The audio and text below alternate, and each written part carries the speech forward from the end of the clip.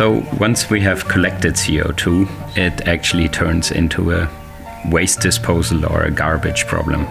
However, CO2 can also be used in a useful way, for example, to increase plant growth or bacteria growth or algae growth.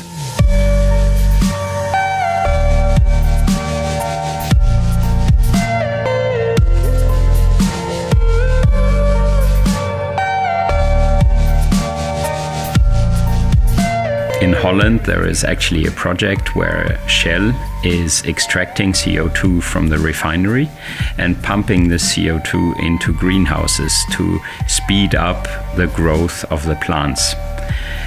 Imagine if you scale this up and you actually use algae or other things, other plants, bacteria.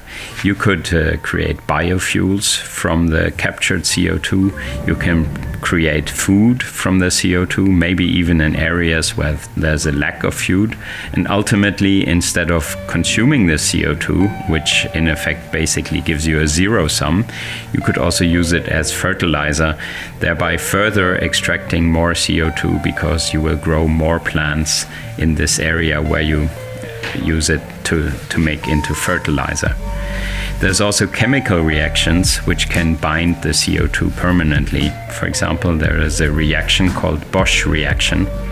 This uses hydrogen as a catalyzer, and it uses high temperature and high pressure, I think it's 430 degrees, to actually turn the CO2 into graphite or graphene.